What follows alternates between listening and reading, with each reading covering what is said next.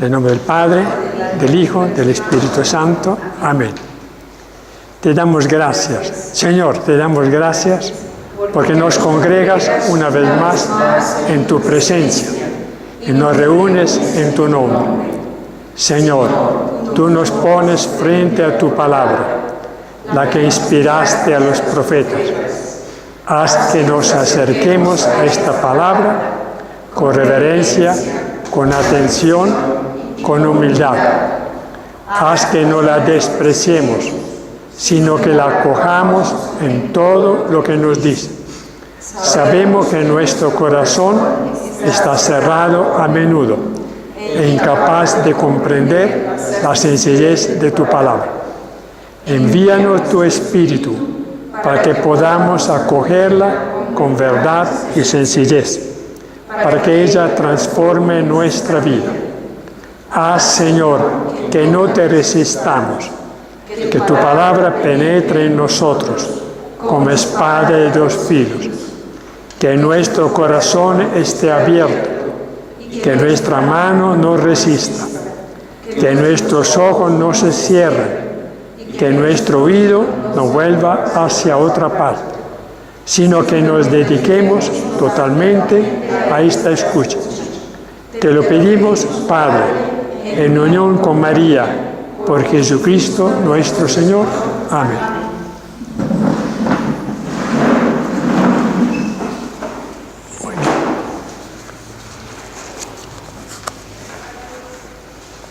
Muy bien. Hoy cerramos con el estudio de los textos sobre la resurrección de Jesús, este primer semestre del año 2018. Yo quisiera recordarles lo que hemos hecho hasta ahora. El año pasado estudiamos introducción a la Sagrada Escritura, luego Génesis, Éxodo, luego estudiamos la historia de Israel y terminamos con el estudio de los profetas. ¿Se acuerdan? Este año nos dedicamos a estudiar la personalidad de Jesús. Entonces, iniciamos con una introducción al Nuevo Testamento. Lo encuentran en la primera página del módulo. Luego estudiamos el perfil humano de Jesús. ¿Se acuerdan? ¿Qué dice Jesús de sí mismo? Los rasgos de la personalidad de Jesús. Fuentes paganas, judías y cristianas sobre Jesús. La infancia de Jesús. El inicio de la vida pública de Jesús. Va en la primera paginita. Luego el comienzo de la vida apostólica de Jesús, la predicación en Galilea, la encrucijada crítica de Jesús, la subida a Jerusalén, el relato de la pasión y muerte de Jesús, lo vimos la última vez, y la pasión y muerte. La última escena, nosotros incluimos un módulo sobre la Eucaristía, ¿te acuerdas que lo hemos estudiado? Y hoy, no terminamos, pero tratamos el tema de la resurrección de Jesús de entre los muertos. Nos quedaría, para retomarlo, cuando reanudemos, si es que ustedes están interesados en reanudar, introducción al reino de Dios, el tema principal de la predicación de Jesús. Y habría otros 4 o 5 temas que son: crecer en la pedagogía liberadora, Jesús dignifica a la mujer, Jesús revela el rostro cariñoso de su Padre, Jesús combate las divisiones injustas, el Dios de Jesucristo. Serían otros 5 temas que retomaremos eventualmente a partir del momento en agosto, o finales de julio o en agosto. Muy bien. Les entregué 2 documentos. En el primero, resurrección de Jesús,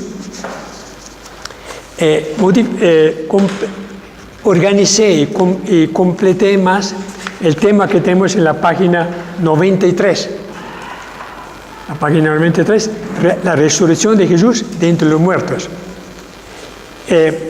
El segundo, este pequeño documento, es un resumen del capítulo del libro de José Antonio Pagola sobre la resurrección. Muy bonito, es un resumen que encontré. Había preparado otro, pero se me borró del computador. Entonces, ambos pueden seguirnos. El segundo, lo tienen para una lectura atenta, pero es muy interesante. Muy bien. Empezamos la página 93 con un texto, con unas reflexiones que encontré en el libro del Papa Ratzinger, Jesús de Nazaret. Dice, el Papa Benedicto XVI introduce el segundo libro sobre Jesús de Nazaret con la siguiente pregunta. Dice, ¿qué sucede en la resurrección del Señor? Dice, si Cristo no ha resucitado, cita el texto de San Pablo, si Cristo no ha resucitado, nuestra predicación carece de sentido. Nuestra presencia aquí no tendría razón de ser.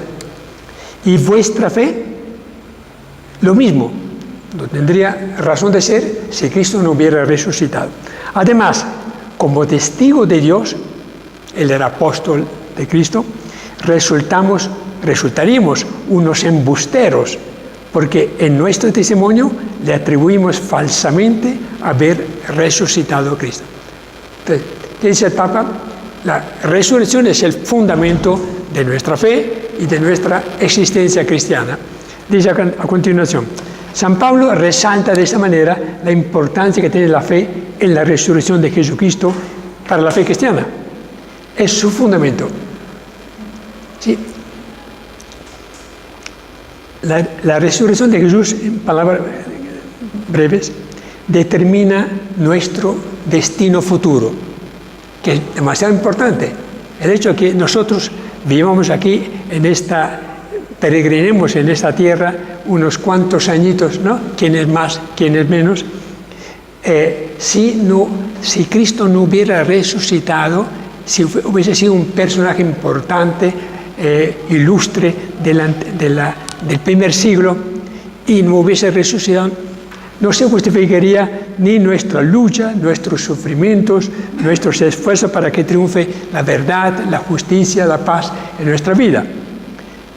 Si en cambio vamos a resurgir a una vida feliz y eterna después de nuestra muerte, vale la pena hacer todo lo que estamos haciendo ahora, ¿no? Luchar, sufrir y orientar nuestra vida hacia el servicio de Dios y de los hermanos. Muy bien.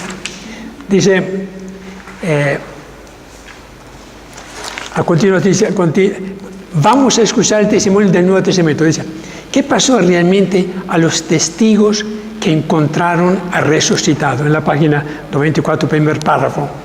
Dice, no cabe duda que se encontraron ante un fenómeno nuevo para ellos que superaba el horizonte de su propia experiencia. Cada vez que Jesús hablaba de la resurrección propia o devolvía la vida a la hija de Jairo, al hijo de la viuda de Naín o a Lázaro, ellos no entendían que esto era una anticipación de lo que ocurriría a su propio maestro. Dice, San Marcos dice que los discípulos, bajando del monte de la transfiguración, se preguntaban entre ellos lo que querría decir aquello de resucitar entre los muertos. Imaginémonos estos discípulos preguntándose qué querrá decir el maestro que va a tener que sufrir y luego resucitar de la muerte. Para ello pugnaba contra toda la predicación. ¿Cómo es posible que si Él es el Mesías, el Maestro, cómo es posible que Él pueda volver a vivir? Que tenga que sufrir, volver a vivir. Sí, para ello la palabra resurrección no tenía sentido alguno. ¿Cómo habrán podido asumir la resurrección de Lázaro o la resucitación de Lázaro? Sí, ellos pensaban que de repente era algo similar, que Jesús de repente moriría, volvería a vivir por algún tiempo, pero la esperanza que ellos habían puesto en Él era que Él seguiría, que restauraría el reino de Dios, que lo llevaría a la casa del Padre. Pero por lo tanto chocaba la pobre idea que tiene de la resurrección. Por eso yo preparé este documento en el cual vamos a mirar vamos a mirar desde el Antiguo Testamento cuáles son los textos que más tarde, después de la resurrección, después de las apariciones de Pentecostés, ellos utilizaron para justificar o para explicar ese tema, ese concepto de resurrección que antes de la resurrección de Cristo no entendía. Entonces tengamos el documento a la mano, la resurrección de Jesús. La idea de resurrección, dice, no era del todo nueva para el judaísmo, por lo tanto para los discípulos de ese tiempo, ya que en el Antiguo Testamento encontramos los siguientes textos. Vamos, si quiere Jorge, a leer estos 3 primeros textos del Antiguo Testamento. El Dios único es Señor de la vida y de la muerte. Él da la muerte y la vida, hace bajar al Seol y subir a él. Entonces, ya en el Antiguo Testamento habla de que el Dios único, Yahvé, da el Señor de la vida y de la muerte. Entonces, puede resucitar, puede devolver la vida. Y dice, hace bajar el Seol, que era un poco los infiernos, como decimos, que Jesús bajó a los infiernos, y subir de él. Ok, un primer texto del primer libro de Samuel y de Deuteronomio. Y en el Salmo 103 dice, Yahvé rescata al alma de los hombres de la fosa y los devuelve a la vida. Y en el Salmo 16, Él es quien rescata su alma de la fosa y no les deja ver la corrupción. Más tarde, durante el exilio de Israel en Babilonia, el profeta Ezequiel promete. ¿Dónde? Sí, Yahvé promete. Yahvé promete que después del exilio resucitará a su pueblo como se vuelven a la vida los huesos calcinados. Dios devolverá a la vida a los muertos, hará que se levanten sus cadáveres y que se despierten los que están acostados sobre el suelo. Durante la persecución de Antíoco IV, en Daniel 12, se dice, gran número de los que duermen en el país del polvo despertarán. Estos son para la vida eterna, los otros para el oprobio, para el horror eterno. Ok. Entonces, hay 2, 3, 4 textos del Antiguo Testamento que hacen referencia a la posibilidad de que Dios vuelva a la vida a los que murieron. Lo encontramos en el Deuteronomio, en el libro de Samuel y en los Salmos.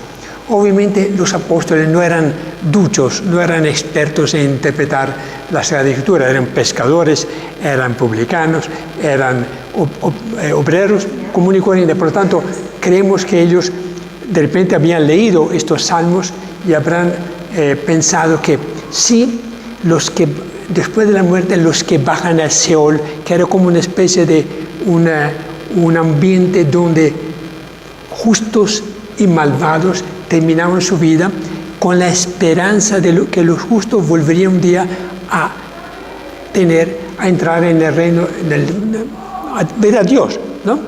Pero no sabían cuándo y cómo sería esta volver a la vida.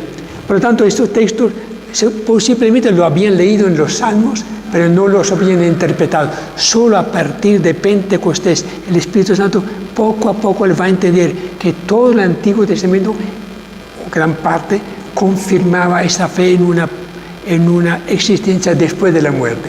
Entonces, lo que hacemos nosotros aquí es un estudio de los textos que nos explican qué pensaban entonces los judíos de la época de Jesús, del Antiguo Testamento, sobre la resurrección, sobre la posibilidad de volver a la vida. Ahora miremos sobre el Nuevo Testamento. Jesús no cree solo en la resurrección de los justos en el último día. Sabe que el misterio de la resurrección debe ser inaugurado por Él, a quien Dios ha dado el dominio de la vida y de la muerte. Demuestra ese poder que ha recibido del Padre, devolviendo la vida devolviendo la vida a varios difuntos, a la hija de Jairo, al hijo de la viuda de Naín y al amigo Lázaro. Sí, entonces Jesús seguramente tenía muy claro el tema de la resurrección que él mismo había recibido del Padre, la certeza, la seguridad de que sea como fuera su vida, que el Padre no había previsto, digamos, la muerte tan dolorosa de la crucifixión, pero sea como fuere, él tendría una vida gloriosa. Por lo tanto, pero dice que ellos no sabían que el propio Maestro sería el que inauguraría esta nueva vida. Sigamos. En alguna parte dice que yo entrego la vida y tengo la potestad de dar la vida y de retomarla. Por lo tanto, él tenía muy claro que tenía el poder de parte del Padre de dar su vida en expiación de nuestro pecado y de retomarla. Ok, sigamos. Jesús predice muy claramente: el Hijo del Hombre debe morir y resucitar al tercer día, como Jonás en el vientre del cetáceo. Y mirando el templo de Jerusalén dice: destruid este templo y yo lo reedificaré en 3 días. Y Juan explica que hablaba del templo de su cuerpo. Entonces Jesús fue muy enfático en anunciar que el Hijo del Hombre debía morir y resucitar el tercer día, así como Jonás estuvo 3 días en el vientre del cetáceo y volvió a la vida. Y así como, refiriéndose al templo, dice: ese templo será destruido, pero yo lo reedificaré en 3 días. Nuevamente hablaba del templo de su humanidad, de su cuerpo. Okay. Los 12 apóstoles no comprendieron que el anuncio de la resurrección de los justos en las Sagradas Escrituras se realizaría en primer lugar en la persona de su maestro. No solo no sabían, sino que les aterraba esa idea que el propio maestro que habían reconocido como Mesías e Hijo de Dios sería el que tendría que morir para luego resucitar, pero no sabían que era resurrección. Por eso su muerte y su sepultura los había desesperado. Para que creyeran en la resurrección fueron necesarias las apariciones de Jesús. El que les aparece es ciertamente Jesús de Nazaret. Los apóstoles lo ven y lo tocan, comen con él. Está presente no como un fantasma, sino con su propio cuerpo. Sin embargo, este cuerpo está sustraído de las condiciones de la vida terrenal.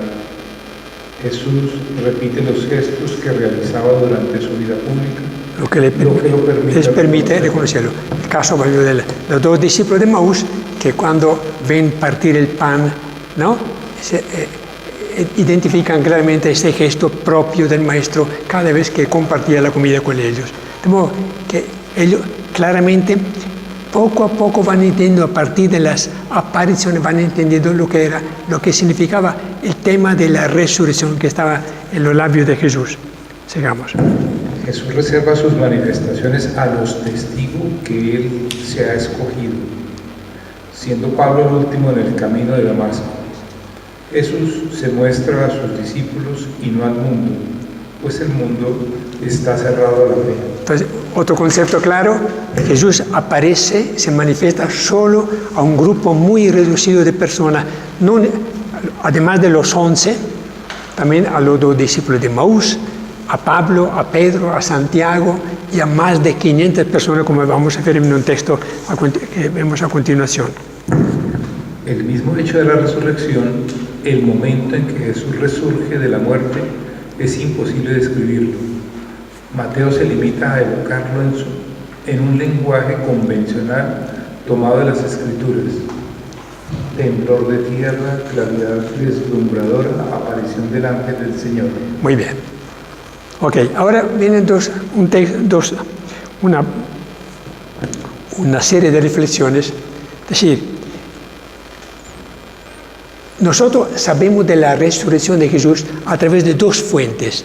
La una son las confesiones. Encontramos en los sinópticos, en San Juan y en los Hechos de los Apóstoles y en San Pablo encontramos confesiones de fe. confesiones de los apóstoles que creen que Cristo realmente está vivo, ha resucitado. Y hay otra fuente de información que son los relatos, las narraciones, cómo se presentó Jesús, primero a María Magdalena, luego las mujeres, luego los 11, luego los discípulos de Maús, etc. Entonces, dos fuentes de información que tenemos. Una, las confesiones de fe en Él, y otra, los relatos de las apariciones. Veamos entonces la tradición de la resurrección en forma de confesión. El relato de los discípulos de Maús concluye diciendo que los dos discípulos encuentran en Jerusalén a los 11 reunidos, que los saludan diciendo: era verdad, ha resucitado.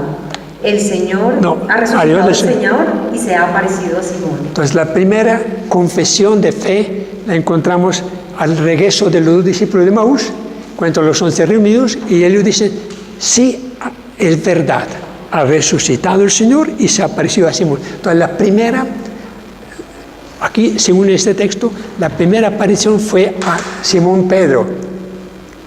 Nosotros leyendo los relatos del evangélico creemos que fue primero a las mujeres que fueron muy de madrugada al sepulcro, a María Magdalena, y tan solo después a Pedro y a Santiago. Pero aquí lo encontramos en un relato de Lucas 24. Ellos dicen: sabemos que apareció a Simón. Poco después aparece a los 11, pero aquí no está. Sigamos.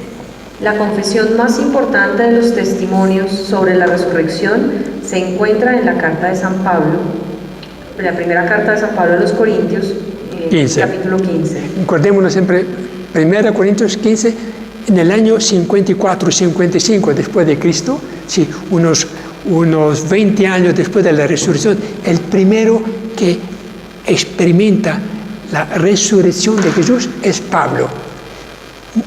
20 años más tarde, ¿no?, Marcos retoma tradiciones de las comunidades de los apóstoles, de Pedro y de Pablo, y las narra en su evangelio. Luego Lucas, luego Mateo y luego Juan. Por lo tanto, el primer testigo personal de la resurrección es Pablo. Leamos. Con esta confesión, Pablo se inserta en la cadena del recibir y del transmitir. Pablo insiste que se trata de la tradición común de la Iglesia ya desde los comienzos. Esta es su confesión.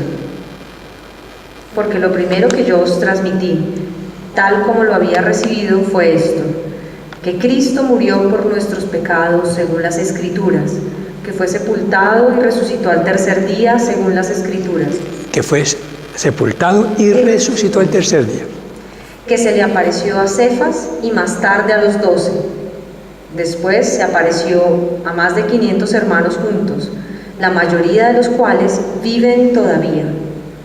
Después se le apareció a Santiago, después a todos los apóstoles y por último, como a un aborto, se apareció a mí también. Esta tradición que viene de Pablo es valiosísima, primero que todo, porque él experimentó personalmente la manifestación de Cristo resucitado en las puertas de Damasco. En segundo lugar, él dice que, lo primero que yo transmití a la comunidad de Corinto, tal como lo había recibido. Cuando, después de su conversión, Pablo se retiró unos años en el desierto de Arabia, donde tuvo revelaciones de Cristo, seguramente porque el contenido de su predicación dice: yo lo recibí del Señor, no sabemos cómo. Pero después viajó a Jerusalén, donde estuvo 15 días y conoció a Pedro, a Santiago y a Juan, los cuales seguramente le hablaron de las apariciones que habían tenido ellos también, como personalmente Simón Pedro. Santiago también tuvo una aparición, y los 11, mucho más de una, seguramente muchas veces apareció a los 11 explicándole lo que debían ser. Por lo tanto, es muy valiosa esta confesión, este texto de San Pablo a los Corintios, donde dice: ¿qué recibió él de ellos? Que Cristo murió por nuestro pecado. que Cristo se inmoló entonces como voluntariamente, libremente, para redimir a los hombres. Segundo, según las Escrituras, él dice, las Escrituras, los Salmos, Deuteronomio, habían hablado que Cristo resucitaría, el libro de Daniel, etcétera, etcétera. Por tanto, él concluye que el Antiguo Testamento ya había anunciado que el Mesías futuro resucitaría. Segundo, dice que fue sepultado, fue una muerte verdadera, no fue ficticia, fue sepultado. Resucitó al tercer día, según las Escrituras. Entonces, el tercer día también responde a un texto del Antiguo Testamento, que se apareció a Cefas. ¿Por qué destaca la aparición a Simón Pedro, Cefas? Porque reconoce que era la cabeza de la comunidad de Jerusalén. Por tanto, la aparición de Jesús a Pedro tiene un significado muy importante para nosotros, porque finalmente los sucesores de Pedro son los que tienen que dar testimonio en la iglesia de que Cristo está vivo, que Cristo ha resucitado, que vive entre nosotros. Luego dice, más tarde apareció a los 12.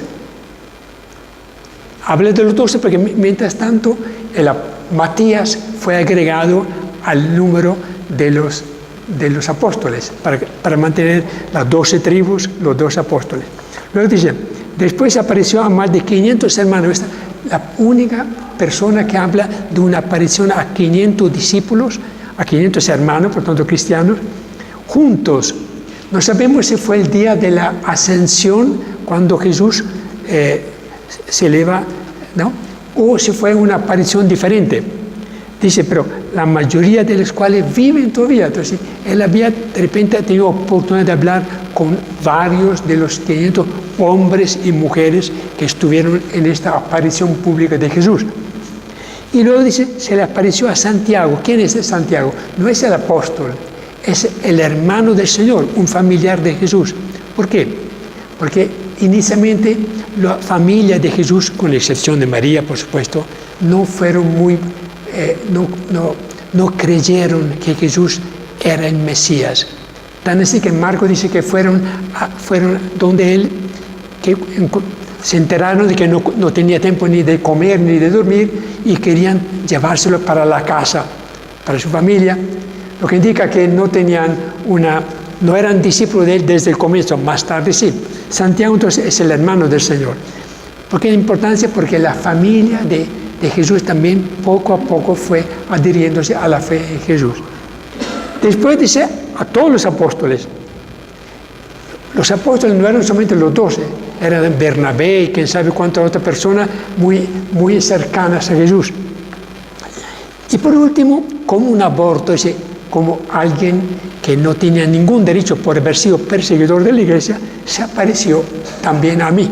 Claramente, Cristo resucitado, habrá sido en el año 34 más o menos, 3-4 años después de la muerte de Jesús o después de la resurrección, se aparece también a Pablo. Entonces, es el único testigo ocular de la resurrección, por lo tanto tiene un valor muy grande, porque Marcos, Lucas, Mateo y Juan no fueron testigos oculares. Teniendo en cuenta que Juan de repente es el mismo apóstol, hermano de Santiago, hijo de Zebedeo, o el autor del Evangelio es Juan, el amigo predilecto de Jesús. Por tanto, de repente ninguno de los 4 textos, ni los Hechos de los Apóstoles, fueron escritos por testigos, sino por personas que muchos años más tarde recogieron las tradiciones sobre Jesús resucitado. Entonces, lo de Pablo tiene un valor importantísimo. ¿Sí? ¿Estamos de acuerdo? Sí. Muy bien, sigamos. La aparición a Santiago es importante porque con él la familia de Jesús, que antes había manifestado alguna reticencia, entra en el círculo de los creyentes, y también porque luego él es quien asumirá la guía de la iglesia madre tras la huida de Pedro de Jerusalén. Entonces, destaca la aparición a Santiago. Seguramente él conoció personalmente a Santiago en los 2-3 viajes que tuvo a Jerusalén. A Jerusalén conoce las que eran, dice, las columnas de la iglesia. Pedro, Santiago y Juan, menciona los tres. Ok, sigamos. Otras fórmulas o profesiones de fe pascual son las siguientes. Si creemos que Jesús murió y resucitó, en primera en Tesalonicenses. Continúa, dice, Dios llevará con Jesús a los que murieron con ellos. La segunda. Si confiesas con tu boca que Jesús es Señor y en tu corazón crees que Dios le despertó entre los muertos, serás salvo. Entonces, en la primera encontramos, si creemos que Jesús murió y resucitó. Entonces, una confesión. La segunda, Dios lo despertó entre los muertos. Tercera. Servir a Dios vivo y verdadero y esperar así a su Hijo Jesús, que ha de venir de los cielos, a quien despertó entre los muertos y que nos salva de la cólera venidera. Entonces, la confesión es a quien despertó entre los muertos. Encontramos diferentes formas de mencionar la resurrección. Despertar, ¿no? Resucitar. Vamos a ver a continuación también. El cual, siendo de condición divina, no retuvo ávidamente el ser igual a Dios, sino que se despojó de sí mismo, tomando condición de esclavo, haciéndose semejante a los hombres y apareciendo en su porte de hombre, se humilló a sí mismo, haciéndose obediente hasta la muerte y una muerte de cruz, por lo cual Dios lo exaltó. Aquí encontramos otro término. En vez que resurrección, Dios lo exaltó en lo más alto. Sigamos. Y le otorgó el nombre que está sobre todo nombre, para que al nombre de Jesús toda rodilla se doble en los cielos, en la tierra y en los abismos, y que toda lengua proclame: Jesucristo es Señor, para gloria de Dios Padre. Entonces, en ese himno, es un himno que encontramos en la carta de Filipenses.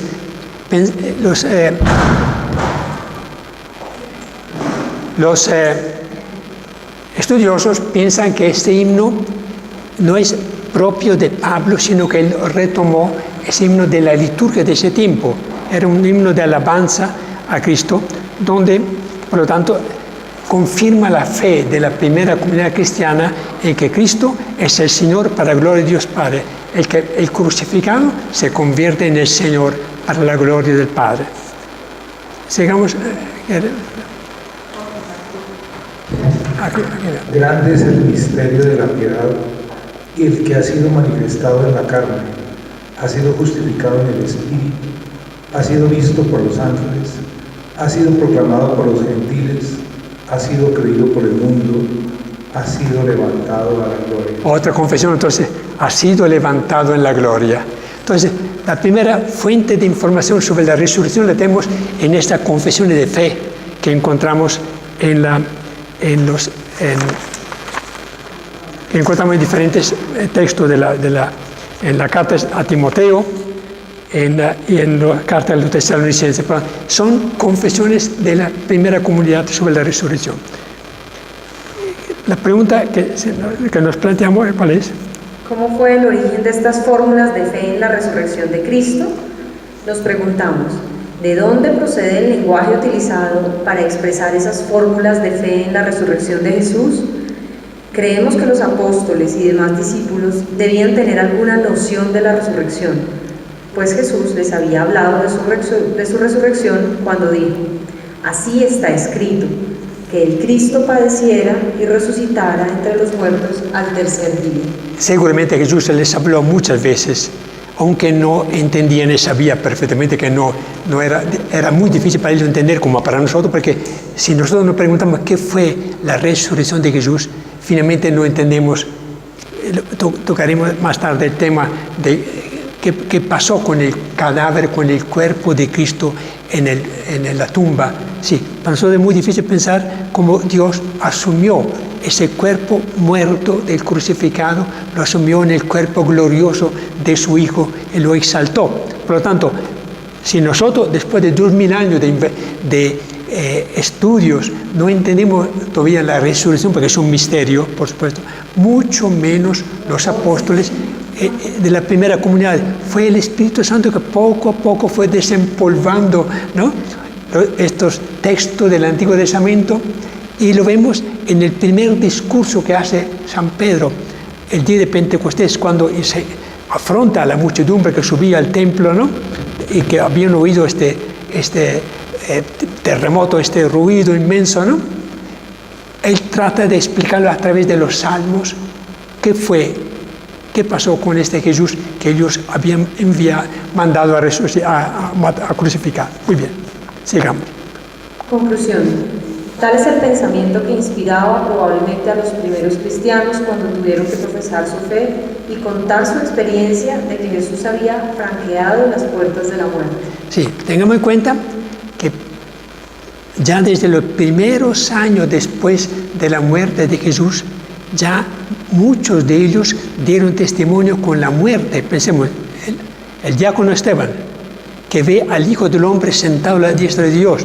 Él ve, en pocos momentos antes de morir, ve al Hijo del Hombre sentado en el cielo. Por lo tanto, y muchos otros. El apóstol Santiago muere en el año 44, 15 años después de la muerte de Cristo. Por lo tanto, dieron testimonio con su vida de la fe en que Cristo había resucitado y que Él era la primicia de los muertos, por lo tanto que Él iba a cumplir la promesa de que ellos también podrían esperar en una vida más allá. Veamos la cuestión del sepulcro vacío. En la confesión de fe de Pablo se afirma que Jesús fue sepultado. Con eso se hace referencia a una muerte real. Jesús ha aceptado el camino de la muerte hasta el final, un camino amargo y aparentemente sin esperanza, hasta el sepulcro. Obviamente, el sepulcro de Jesús era conocido. Y ahí cabe la pregunta: ¿acaso Jesús permanecía en el sepulcro? ¿O después de la resurrección quedó vacío el sepulcro? Esta pregunta ha dado lugar a muchas discusiones. La conclusión más común es que el sepulcro vacío no puede ser una prueba de la resurrección. Efectivamente, el hecho de que por la mañana María Magdalena y las mujeres no encontraran el cadáver de Jesús en el sepulcro puede deberse también a que lo trafugaron, que lo sacaron por la noche. En 3 días puede haber ocurrido muchas cosas a un cadáver que está muy discutido, etc., ¿no?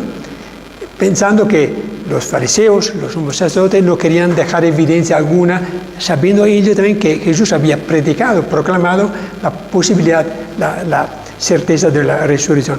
Por lo tanto, el sepulcro vacío no es una prueba muy clara de que Jesús resucitó, porque pudiera darse otras explicaciones. Sigamos. Según Juan, María Magdalena lo encontró vacío y supo que alguien se había llevado el cuerpo de Jesús. ¿Puede haber resucitado Jesús si yace todavía en el sepulcro? ¿Qué tipo de resurrección es esta? Para predicar la resurrección tenían que, obviamente, asegurar que en el sepulcro, en la tumba donde había sido colocado, no estaba el cadáver. Toda Jerusalén, si hubiese sospechado que ahí estaba todavía el cadáver de Jesús, no hubieran creído que Jesús hubiera resucitado. Por lo tanto, era indispensable que en la tumba sea María Magdalena, como Juan y Pedro, cuando suben al sepulcro, no hubieran encontrado absolutamente ningún cuerpo, sino un ángel que les digo: el que vosotros buscáis no está aquí, ha resucitado. Entonces, lo importante del sepulcro no es tanto el sepulcro vacío, sino el anuncio del ángel o de los 2 jóvenes que aparecen diciendo que el Cristo, el que estaba crucificado, no está ahí, sino ha resucitado. Veamos a continuación. En la Jerusalén de entonces, el anuncio de la resurrección de Jesús habría sido absolutamente imposible si se hubiera podido hacer referencia al cadáver que permanece en el sepulcro. Así que hay que decir que si bien el sepulcro vacío de por sí no puede probar la resurrección, sigue siendo un presupuesto necesario para la fe en la resurrección. puesto que ésta se refiere precisamente al cuerpo y por él a las personas. A la persona en su totalidad.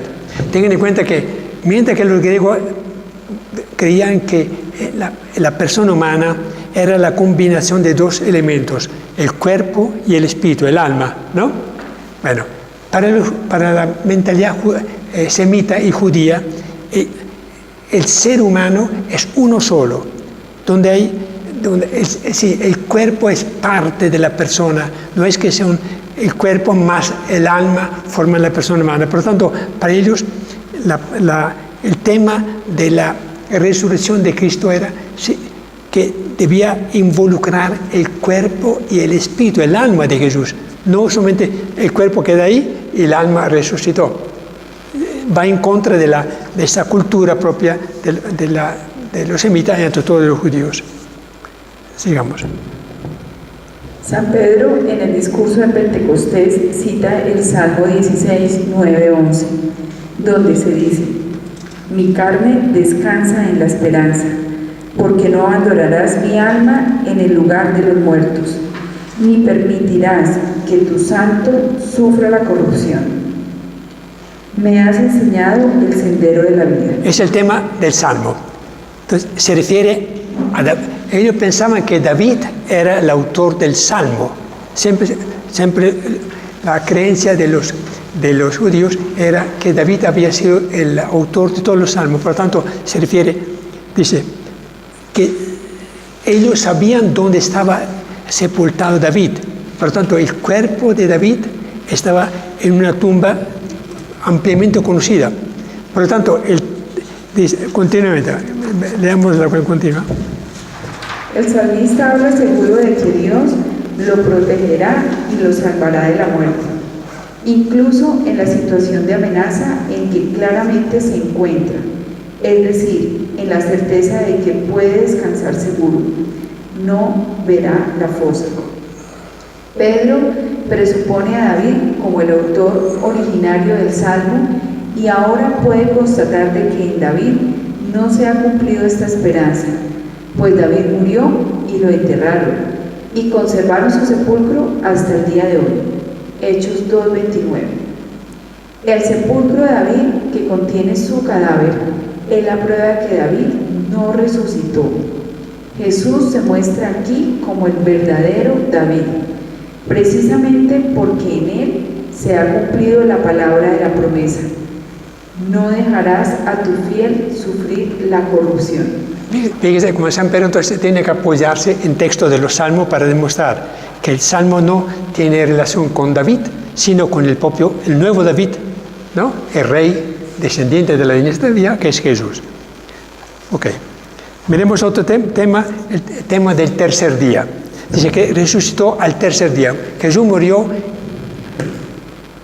¿a qué hora? La hora nona del viernes.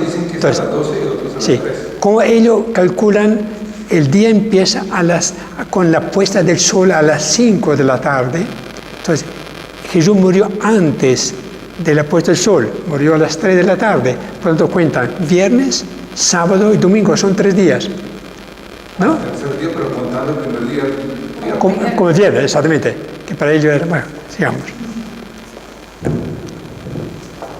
El tercer día. El credo de los apóstoles. Dice: resucitó al tercer día según las Escrituras. La resurrección es conforme a las Escrituras. El tercer día no es una fecha teológica, sino el día de un acontecimiento que para los discípulos ha supuesto un cambio decisivo tras la catástrofe de la cruz.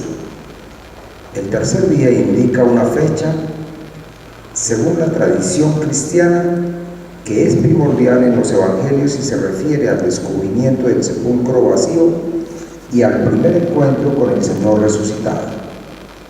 El primer día de la semana, el tercer día después del viernes, está atestiguado desde los primeros tiempos en el Nuevo Testamento como el día de la asamblea y del culto de la comunidad cristiana. Corintios 16:2, Hechos 27 y Apóstoles 1:10. Apocalipsis. Apocalipsis. Si se considera la importancia del sábado en la tradición veterotestamentaria basada en el relato de la creación y en el decálogo, resulta evidente que solo un acontecimiento con una fuerza sobrecogedora como la resurrección podía provocar la renuncia el sábado, del sábado, sí, sí. la renuncia al sábado y su sustitución por el primer día de la semana. ¿Qué quiere decir este texto? Tengo en cuenta que en el libro del Éxodo 20 se dice acuérdate del día del sábado para santificarlo. A lo largo de toda la historia de Israel, el sábado era el día sagrado que tiene su origen en que Yahvé creó el cielo y la tierra en 6 días y al séptimo descansó. Por lo tanto, el día séptimo está consagrado para la oración, para el culto. Para que los cristianos judíos, los apóstoles y los demás, cambiaran el día sábado por el primer día que sería para nosotros el domingo, ¿no? Debía existir una razón poderosa, siendo entonces que Jesús resucitó. El primer encuentro de la mujer con Jesús fue el día después del sábado festivo. A partir de ese momento, en la iglesia, poco a poco, los cristianos, los creyentes, aunque frecuentaban el templo todavía el día sábado, que era el día sagrado para ellos, pero el día de oración y del culto era el primer día después del sábado, que para nosotros es el domingo, ¿no? Por lo tanto, debía existir una razón poderosa, como es la resurrección de Jesús, para que ellos cambiaran el día festivo, que era el sábado, y lo pasaran al primer día, que era el domingo, ¿no? Además que desde el primer comienzo, lo encontramos en San Pablo, el día domingo era el día en que se celebraba la Eucaristía, en que se reunía la asamblea, reconociendo que Jesús resucitó al tercer día, según las Escrituras. Este es el argumento que da. Entonces tenemos, primero de todo, la confesión, la tradición de las confesiones, en los textos que hemos leído, el tema del sepulcro, que no tenemos que tomar, digamos, tan la letra como si el sepulcro fuera un argumento poderoso para demostrar, sino más que todo el anuncio del ángel, y luego el tema del tercer día.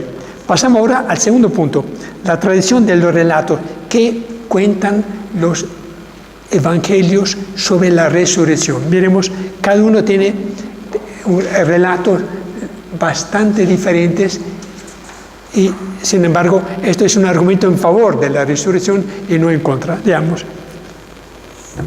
Tradición de relatos de las apariciones de Jesús resucitado. El testimonio de Pablo dice: se le apareció a Cefas y más tarde a los 12. Los 12 siguen siendo la piedra fundamental de la iglesia. Por otro lado, se subraya el encargo especial de Pedro, que le fue confiado primero en Cesarea de Filipo y confirmado luego en el cenáculo. Ahora, después de la resurrección, el Señor se manifiesta a él antes que a los 12, y con ello le renueva una vez más su misión única. Tuvo que haber sido un encuentro muy especial, muy conmovedor para Pedro, que lo había negado 3 veces. Fue el primero de los 12 a quien Jesús aparece. Un gesto de confianza, renovándole totalmente la atribución que le da de ser la piedra de la iglesia. Sigamos. Las narraciones de las apariciones del resucitado dependen de narradores independientes y están distribuidas localmente entre Jerusalén y Galilea. Las confesiones presuponen las narraciones y se han desarrollado a partir de ellas. Sí, si hubiese faltado el relato de diferentes formas de las apariciones a los 12, a los discípulos de Maús, no hubiera habido confesiones, afirmaciones como la encontramos en las cartas. son importantes. Tengan en cuenta, las apariciones vienen, el relato de las apariciones aparecen 30, 40 años después de la resurrección. ¿Qué hicieron Marcos, Lucas y Mateo y Juan? Dice, se valieron de relatos que los apóstoles habían proclamado o compartido con las respectivas comunidades en diferentes partes del mundo de este tiempo, sea en Palestina, como en Antioquía, en Siria, en Roma. Entonces, ellos recogieron diferentes tradiciones, diferentes relatos, pero como no se conocía entre ellos, creemos que no se conocieron. Lucas seguramente conoció muy probablemente a Pablo, porque fue discípulo, porque a partir del capítulo 16 de los Hechos, Lucas dice, nos embarcamos, etc. Por lo tanto, es muy seguro que Lucas fue discípulo de Pablo, por lo tanto, tuvo que compartir con él estas vivencias. Pero Marcos y Mateo, quién sabe dónde escribe, se dice que Marcos escribió su evangelio en Roma, Mateo en Siria. Por lo tanto, las narraciones de las apariciones son bastante diferentes. Lo vamos a ver a continuación. Entre los relatos de las apariciones en los 4 evangelios hay evidentes diferencias. Mateo, además de la aparición del resucitado a las mujeres junto al sepulcro vacío, conoce solamente una aparición a los 11 en Galilea. Miremosla brevemente. ¿Qué dice Mateo sobre la resurrección? Dice, pasado el sábado, al amanecer del primer día de la semana, María Magdalena y la otra María fueron a visitar el sepulcro. De pronto se produjo un gran temblor de tierra. Entonces, el único que habla de un temblor de tierra en el momento de la resurrección. Porque él no explica cómo resucitó a Jesús. Ninguno de ellos. Dice, se produjo un gran temblor de tierra. El ángel del Señor bajó del cielo. Habla del descenso de un ángel. Hizo rodar la piedra del sepulcro y se sentó sobre ella. La piedra indica un poco la muerte, entonces dice, domina la muerte. Su aspecto era como el de un relámpago y sus vestiduras eran blancas como la nieve. Al verlo, los guardias que había enviado Pilato para que custodiaran el sepulcro, dice, los guardias temblaron de espanto y quedaron como muertos. El ángel dijo a las mujeres, no teman, ya sé que ustedes buscan a Jesús el crucificado. No está aquí, porque ha resucitado como lo había dicho. Vengan a ver el lugar donde estaba y vayan enseguida a decir a sus discípulos, ha resucitado de entre los muertos e irá antes que ustedes a Galilea, allí lo verán. Esto es lo que tenía que decirles. Las mujeres atemorizadas pero llenas de alegría se alejaron rápidamente del sepulcro, corrieron a dar noticia a los discípulos. Y luego viene la aparición de Jesús a las mujeres. Y no habla nada más de una sola aparición, sino a las mujeres. Es Mateo, capítulo 28, del 1 al 16 prácticamente. Muy bien, Mateo, sigamos. Lucas. Lucas conoce solamente tradiciones de apariciones en Jerusalén.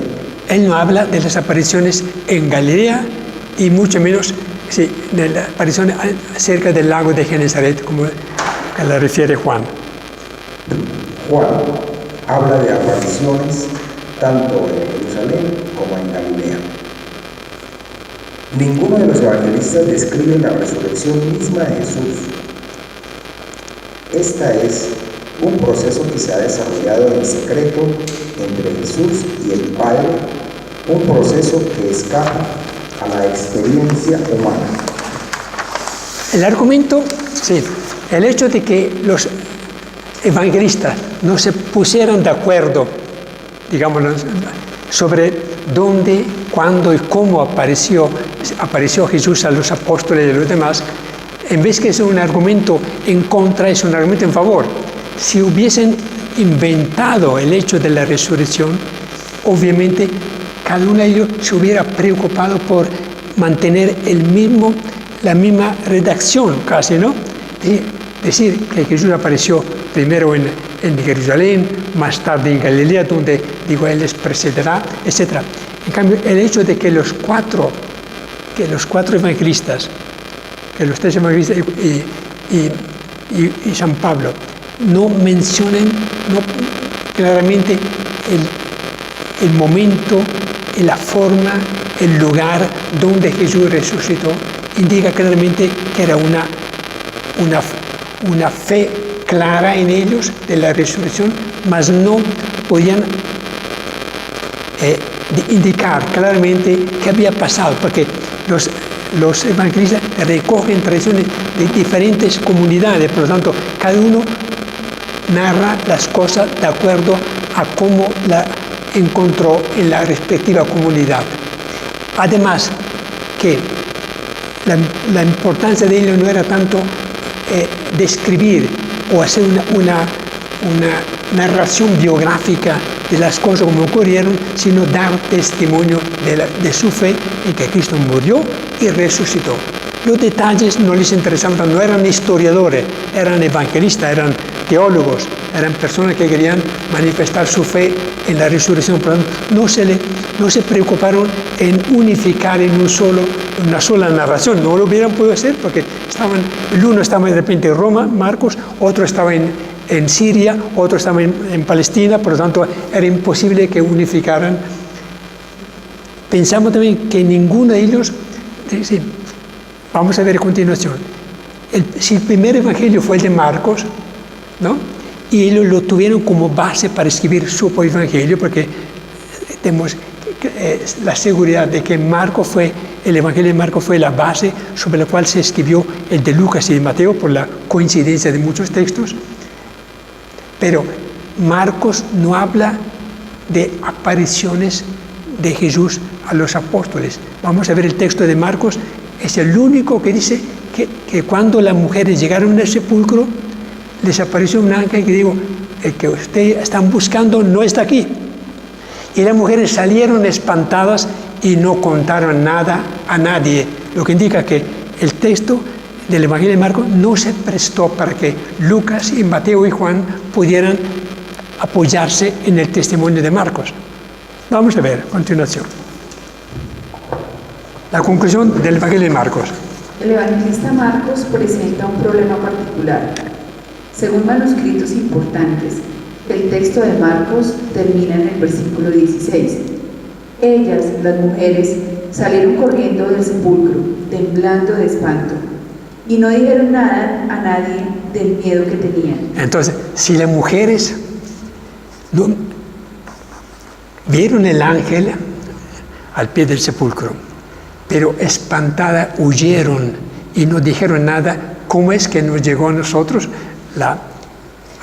que le llegó a la comunidad de Marcos la buena noticia de la resurrección? Entonces, seguramente la interrupción del Evangelio de Marcos tan abrupta tiene que tener una explicación. Vamos a ver cuál es la hipótesis más corriente. Antes de este texto, Marcos había hablado del descubrimiento del sepulcro vacío por parte de las mujeres que habían venido para la unción, y de la aparición del ángel que les anunció la resurrección de Jesús y les encargó de decir a Pedro en particular que, según la promesa, Jesús iría por delante a Galilea. Es imposible que el evangelio se haya concluido con las palabras que siguen sobre el silencio de las mujeres. En efecto, se presupone que ya habían hablado del encuentro. Más tarde, en el siglo II, se añadió al Evangelio de Marcos un relato sintético en el que se recogen las más importantes tradiciones sobre la resurrección y como sobre la misión de los discípulos de predicar por todo el mundo. Hay que anotar también que en la tradición en forma de confesión se nombran como testigos solamente hombres, mientras que en la tradición en forma de narración las mujeres tienen un papel decisivo. Voy a leer el texto que fue agregado, según dice acá, en el siglo II se agregó un texto al Evangelio de Marcos. La Iglesia reconoció como canónico, como inspirado también ese texto que es el capítulo 16, que dice Marcos o alguien que agregó ese texto porque el estilo ya no es de Marcos, sino tuvo que haber sido una persona de la comunidad que, viendo incompleto el Evangelio de Marcos, agregó este texto que dice, el apéndice: Jesús, que había resucitado en la mañana del primer día de la semana, se apareció primero a María Magdalena. Sí, es una síntesis de todas las apariciones. Aquella de quien había echado 7 demonios. Ella fue a contarlo a los que siempre lo habían acompañado, que estaban afligidos y lloraban, los apóstoles. Cuando lo oyeron decir que Jesús estaba vivo y que lo había visto, no le creyeron a María Magdalena. Después se mostró con otro aspecto a 2 de ellos, suponemos que son los discípulos de Maús, que iban caminando hacia un poblado, y ellos fueron a anunciarlo a los demás, pero tampoco le creyeron. Enseguida se apareció a los 11, mientras estaban comiendo, y le reprochó su incredulidad y su obstinación porque no habían creído a quienes lo habían visto resucitado. Entonces les dijo: vayan por todo el mundo, anuncien la buena noticia a toda la creación. El que crea y se bautice se salvará, el que no crea se condenará. Y agrega luego: y estos prodigios acompañarán a los que crean. Arrojarán a los demonios en mi nombre, hablarán nuevas lenguas, podrán tomar la serpiente en sus manos, y si beben un veneno mortal no les hará ningún daño. Impondrán las manos sobre los enfermos y los curarán. Después de decirle esto, Señor Jesús fue llevado al cielo. Habla de la ascensión. Y está sentado a la derecha de Dios. Ellos fueron a predicar por todas partes y el Señor los asistía y confirmaba su palabra con los milagros que le acompañaban.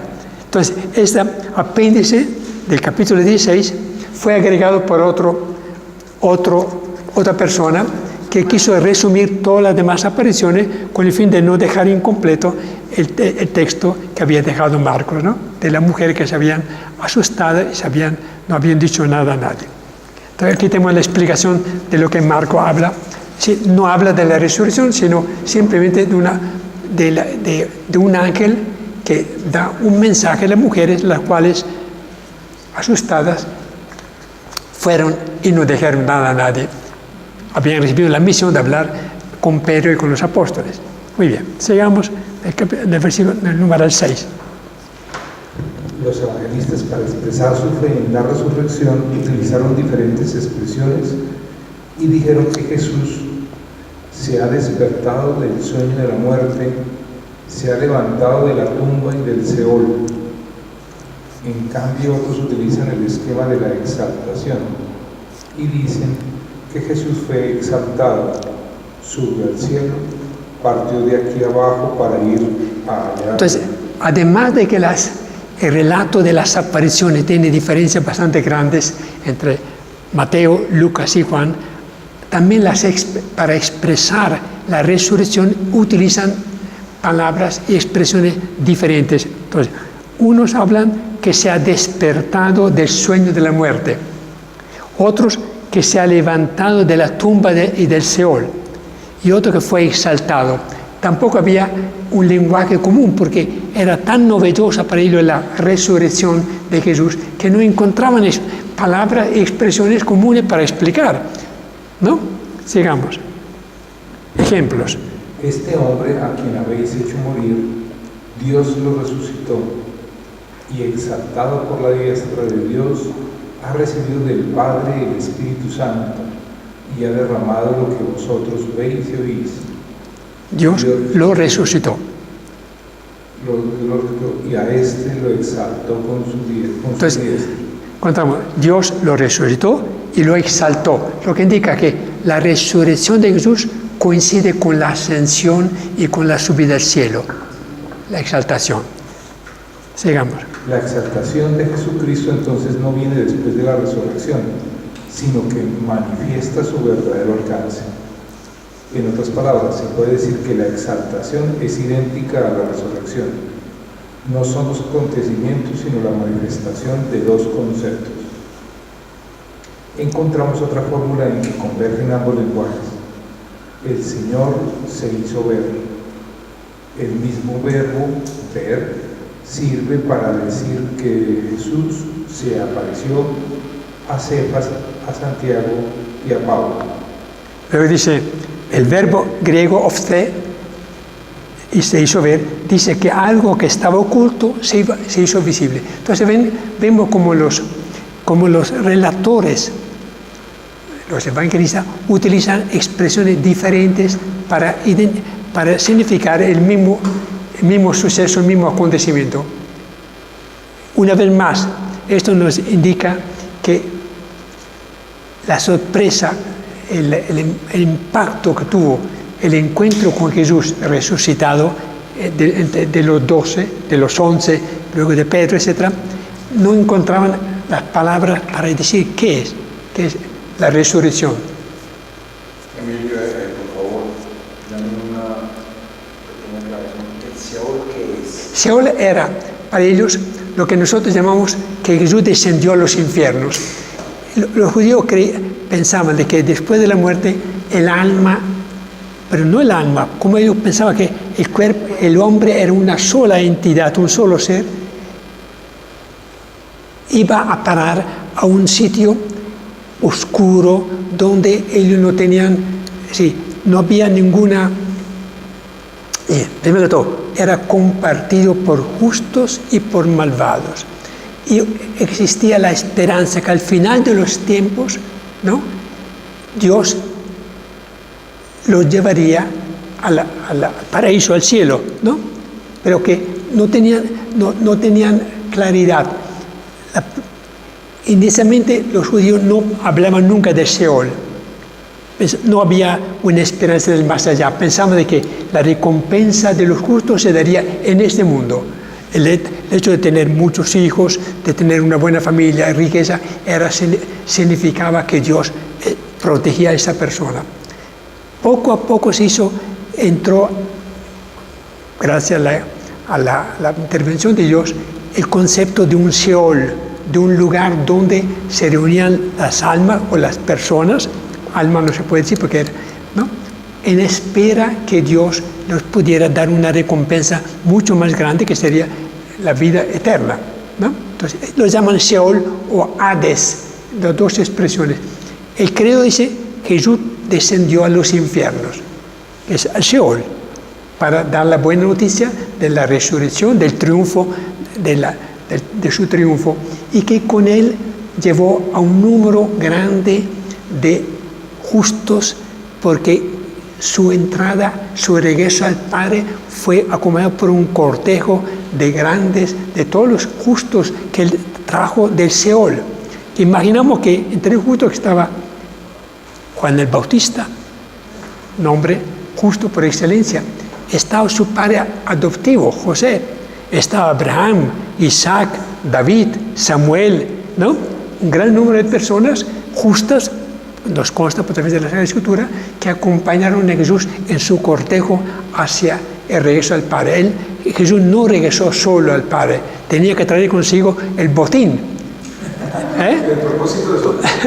Por supuesto, tenía que mostrar al Padre que había salvado a un montón de gente, a toda la humanidad, pero ante todo los más destacados, que eran los patriarcas, que eran muchos, y los profetas, por supuesto, Isaías, Elías, etc., ¿no?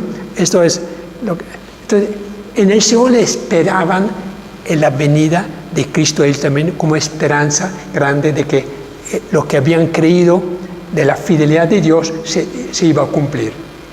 ¿Podemos pensar que el Seol es esta tierra? No, es una figura, era algo que no sabemos ni dónde. Ellos pensaban en los infiernos, ellos tienen un concepto de la tierra muy diferente, ¿no? Pensaban que debajo de la tierra estaban los infiernos, Seol. Por lo tanto, tienen un concepto muy diferente del nuestro. Nosotros pensamos que el infierno está abajo, ¿no? En un abismo. Ellos también pensaban que el Seol era un lugar donde las almas o los seres de los justos esperaban la venida de un Mesías y la salvación. Pero no tiene que ver con... La sala de espera. Sí. Yo eso lo describo como un túnel lleno de telarañas y ¿no? Donde las almas esperaban. Y la pregunta que nos hacemos, si Jesús descendió al Seol para dar la buena noticia, Cristo resucitado, ¿lo verían también los que no creyeron, los que se condenaron, los malvados, digamos, ¿no? Porque si apareció Jesús en todo su esplendor de Cristo resucitado, el hecho de que los justos se alegrarían inmensamente de ver a Jesús, los malvados, los que no están comprendiendo este número, pudieron ver el rostro de Cristo. Eso ya era un premio muy grande. O de repente el hecho de saber que Cristo había triunfado, que había aparecido y se había llevado a estas almas, sería para siempre una tristeza infinita de echar a perder la proximidad y la amistad de Cristo, ¿no? Bueno, hay muchas explicaciones, pero finalmente sigamos. Entonces, tenemos diferentes formas de explicar el tema de la resurrección, que lo vieron, que resucitó, que fue exaltado a su diestra y se apareció. Muy bien, sigamos. Un solo hombre habló en calidad de testigo presencial de Cristo resucitado, San Pablo. Finalmente, una persona vio a Jesús en el año 34 más o menos, pocos años después de la... No, la conversión. 54 son las primeras cartas. El año 34, pocos años después de la muerte de Jesús, acontece la conversión de San Pablo. Pues el mismo año, Jesús cronológicamente había muerto, No. Pensamos que fue en el año 34. El año 30 murió Jesús, 4 años más tarde. Sí, ok. San Pablo entonces estuvo 20 años como en silencio. Claro, el tiempo que estuvo en el desierto, el tiempo que estuvo en Tarso, en su propia tierra, fue época muy difícil porque convertido tuvo que regresar a su casa. Muy probablemente papá y mamá de Pablo no eran cristianos. Él vivía en una ciudad de pagano, Tarso. Entonces, pasaron 20 años antes de que Bernabé fuera a recogerlo y lo llevara a Antioquía, donde empezó los 3 viajes. Sí. Ok. Sí. Para asimilar el proceso. Para asentar. Sí. Bueno, ese solo hombre que fue testigo presencial de Cristo fue San Pablo. Él no contó nunca en detalle la aparición de Jesús resucitado. En 4 ocasiones evocó simplemente el acontecimiento que cambió el curso de su vida. Miremos cómo les describe. En la carta a los Gálatas, pero cuando aquel que me separó desde el seno de mi madre y me llamó por su gracia, tuvo a bien revelarme a su Hijo para que lo anunciase ante los gentiles. Entonces aquí dice que Dios tuvo bien a revelarme a su Hijo. Dios le reveló a su Hijo para que lo anunciase. Otro texto. Carta de Filipenses. Juzgo que todo es pérdida ante la sublimidad del conocimiento de Cristo Jesús, mi Señor, por quien perdí todas las cosas y las tengo por basura para ganar a Cristo y conocerle a Él, el poder de su resurrección. Son referencias muy poco concretas, pero dicen muchísimo más de lo que pensamos. Y en la primera de Corintios, pero no soy yo libre, no soy yo apóstol, no he visto a Jesús nuestro Señor. Dice, lo acusaban que él no era un apóstol verdadero, no era parte de los 12. Había siempre, en la primera comunidad había pequeñas disputas. Los que eran contrarios a Pablo eran de la corriente de Santiago, decían Pablo no es apóstol verdadero, genuino.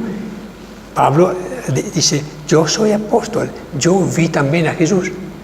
porque ellos reclamaban, nosotros compartimos de 1, 2 años, 3 años la compañía de Jesús. Pablo dice, yo he visto también, yo he visto a Jesús nuestro Señor. No, y además que como Pablo los persiguió durante muchos años. Claro, no tenía buena fama.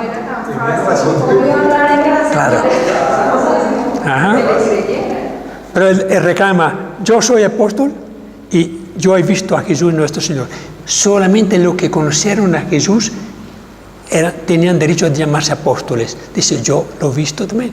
Por último, como un aborto, dice, ¿no? Finalmente, 1 Corintios. 1 Corintios, y en último término se hizo ver también de mí, que soy como el hijo abortivo. Entonces, él reclama, yo tengo derecho a sentirme apóstol porque he visto al Señor. Porque al Padre le pareció bien revelarme a su Hijo. Entonces, testimonio irrefutables. Pablo reclama, yo he visto al Señor. Sigamos. Conclusión. A los ojos de Pablo, la aparición de Cristo resucitado es una evidencia incuestionable. Sin embargo, hay una diferencia clara entre las apariciones del resucitado Pablo, por un lado, descrita por Hechos de los Apóstoles, y de los relatos de los evangelistas sobre los encuentros de los apóstoles y de las mujeres con el Señor vivo. Muy bien, sigamos. Según los 3 relatos de los Hechos de los Apóstoles sobre la conversión de San Pablo, el encuentro con Cristo resucitado se compone de 2 elementos: una luz más resplandeciente que el sol, Hechos 26, y a la vez una voz que habla a Saulo en lengua hebrea.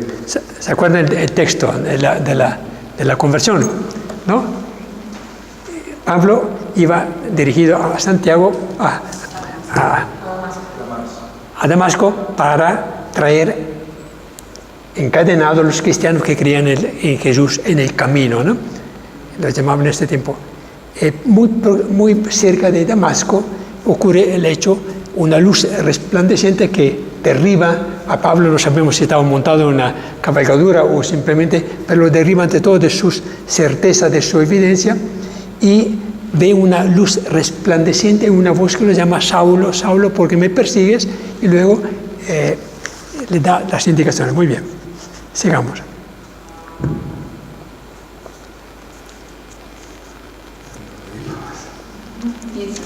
Mientras que el primer relato.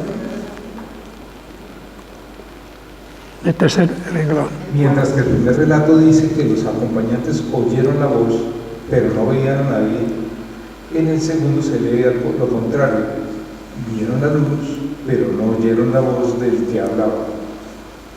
El tercer relato dice solamente que todos los compañeros de viaje, al igual que Saulo, cayeron en tierra. Ten en cuenta que habla, los Hechos de los Apóstoles, suponemos que fue escrito por Lucas, ¿no? Hablan de 3 veces de la conversión de Pablo, pero en las 3 hay pequeñas diferencias, ¿no? Unas, porque Lucas da la palabra al propio Pablo que cuenta, ¿no?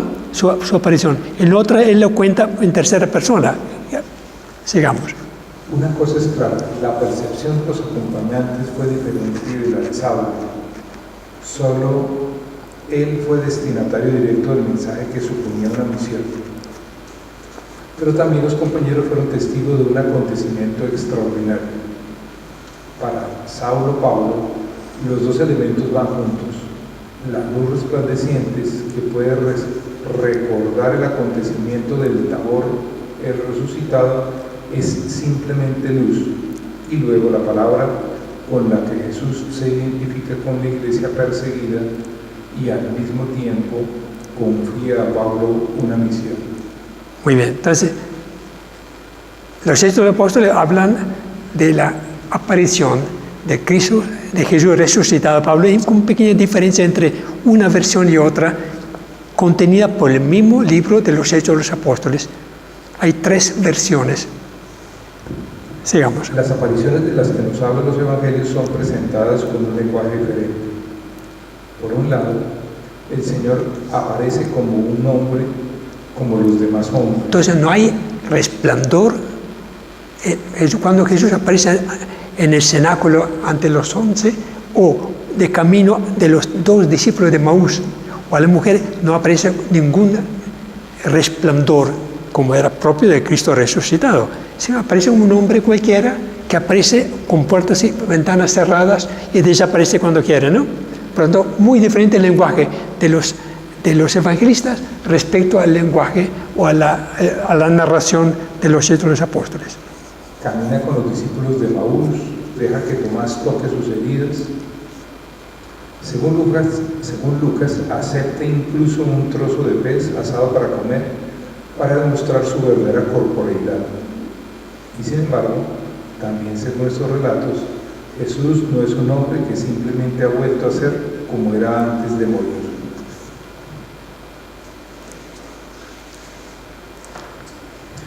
Llama la atención ante todo que los discípulos no lo reconozcan en un primer momento. Esto no sucede solamente a los discípulos de Maús, sino también a María Magdalena y luego nuevamente junto al lago de Tiberíades. Estaba ya amaneciendo cuando Jesús se presentó a la orilla, pero los discípulos no sabían que era Jesús. Pero aquel discípulo que Jesús tanto amaba lo reconoció, le dice a Pedro: es el Señor.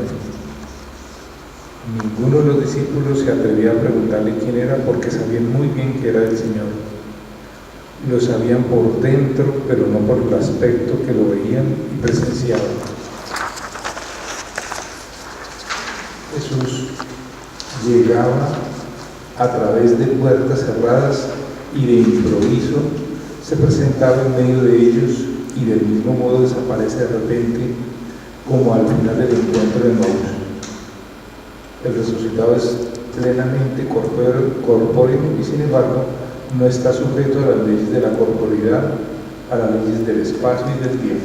¿Cuál es la conclusión? Entonces, entre la aparición de Cristo resucitado a Pablo con ese gran resplandor y la yo soy el que tú persigues, siendo que Pablo no persigue a Jesús sino a los cristianos, y luego el mandato que le da de que vaya que se presente, bueno, le he dado. Entonces, con el relato de las apariciones a los apóstoles, totalmente diferente, ¿no? Aparece un hombre, no lo reconoce inmediatamente ni María Magdalena ni los apóstoles, pero poco a poco se dan cuenta que tienen un cuerpo, permite que toquen las llagas de las manos del costado, les prepara un desayuno a orilla del lago de Genesaret, come con ellos el pan y los pescados que acaban de traer del lago, lo que indica que son narraciones diferentes del mismo acontecimiento. Nos preguntamos por qué Jesús a Pablo, por supuesto, el acontecimiento de la conversión de Pablo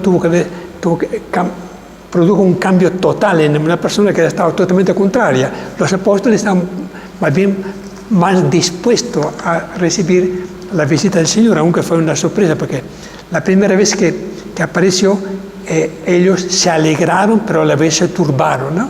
Porque sabían que lo habían abandonado a partir después de la agonía en el desierto, en el Getsemaní. Bueno, entonces hay diferencia entre las narraciones de la aparición. Diremos ahora, para concluir, qué es para nosotros realmente, qué importancia tiene la resurrección finalmente para nuestra vida también. Pensemos. Jesús no es alguien que haya regresado a la vida biológica normal y que después, según las leyes de la biología, deba morir cualquier otro día. La resurrección de Jesús no es una vuelta a su vida anterior, para volver a morir de nuevo. Jesús entra en la vida definitiva de Dios, es exaltado por Dios, es una vida diferente a la nuestra. Entonces, primero de todo, no es un volver a vivir a la vida de antes, sino es totalmente algo muy diferente.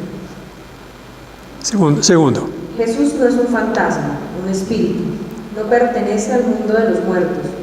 Jesús resucitado no es un alma inmortal, es un hombre completo, con cuerpo, vivo, concreto, que ha sido liberado de la muerte, del dolor, de las limitaciones materiales.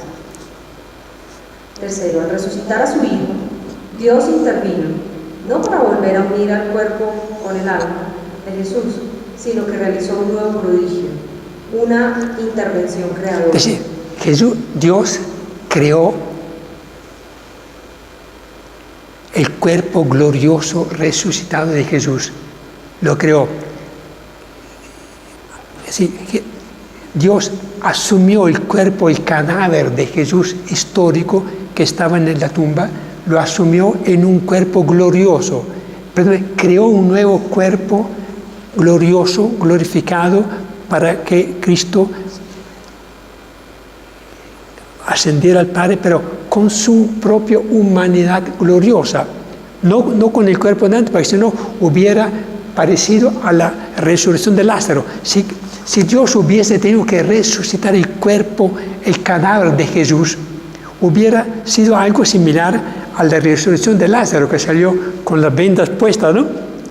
Sí, Dios creó una humanidad nueva para su Hijo. No sabemos qué pasó entonces con su cuerpo, con su cadáver.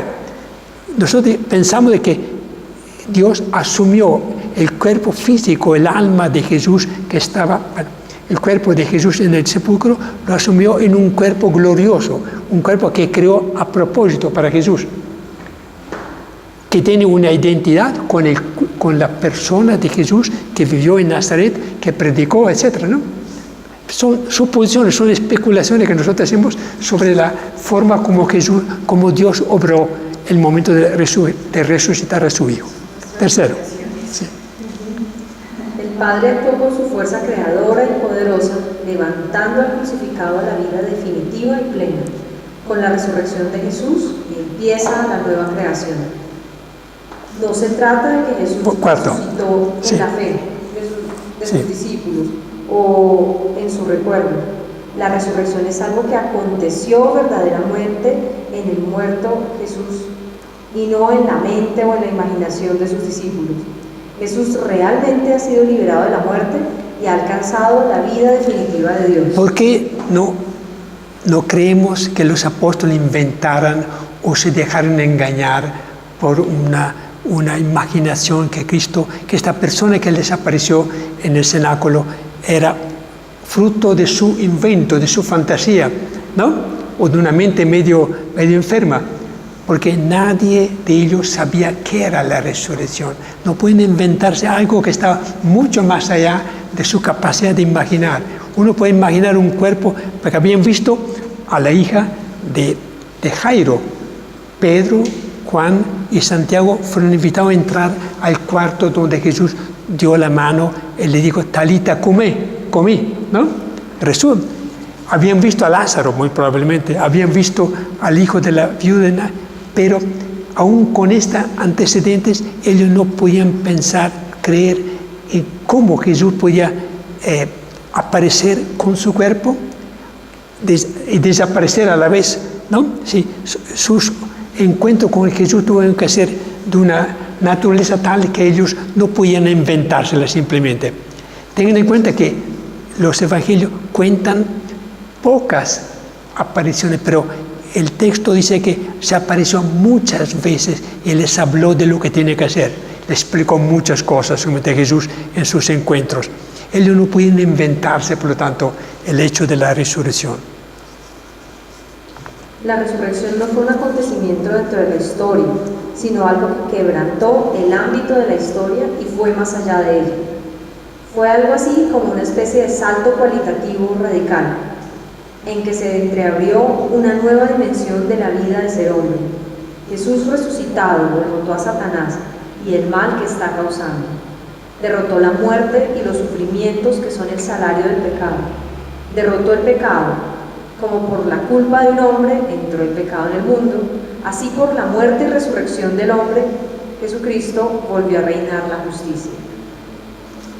La resurrección de Jesús indica que el cuerpo transformado de Cristo se convierte en el lugar en el que los hombres entran en comunión con Dios y entre ellos, y así pueden vivir definitivamente en la plenitud de vida.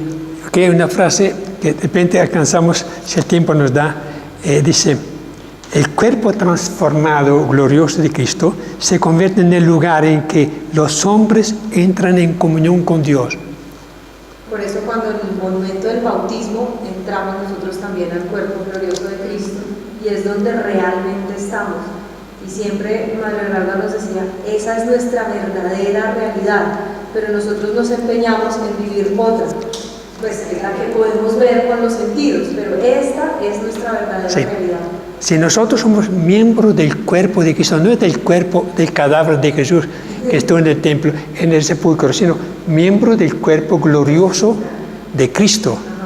Por lo tanto, nosotros somos en parte ya divinizados, ya vivimos la vida, en esa vida ya vivimos la vida que será completa en el cielo. Okay. En el Evangelio según Mateo se dice que en el momento en que el alma de Jesús descendió al Seol, vuelve de él como vencedor. Los justos que aguardaban allí su acceso al gozo celestial surgen para hacerle un cortejo nupcial. Entre ellos seguramente Juan el Bautista, José su padre adoptivo, Moisés, Abraham, Isaac, Jacob, David, Samuel y los profetas. Mateo 27.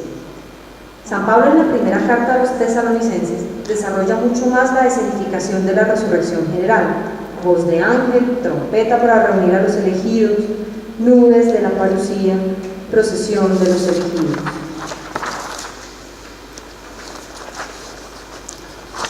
Muy bien. Con la resurrección de Jesús, Dios afirmó cosas muy importantes. La resurrección, siendo la glorificación del Hijo por el Padre, pone el sello sobre el acto de redención inaugurado por la encarnación y consumado por la cruz. Por ella Jesús es constituido Hijo de Dios en su poder, Señor y Cristo, cabeza y Salvador, juez y Señor de los vivos y de los muertos. Perfecto. Esta es la página 8. Sí. Sí, aquí tenemos un texto muy importante, ¿no? Dice, la resurrección siendo la glorificación del Hijo. El Padre glorificó a su Hijo porque le dio razón, lo exaltó. Dice, pone el sello sobre el acto de redención inaugurado. Es decir, con la resurrección y la ascensión y la exaltación en el cielo se cumple el proyecto del Padre que envió a su Hijo para que salvara el mundo, y dice, la resurrección es el sello final al acto de la redención. Por ello Jesús es constituido Hijo de Dios en su poder, dice la carta a los Romanos. Es un texto muy, muy importante porque aparentemente San Pablo dice que después de la resurrección, o en virtud de la resurrección de Jesús,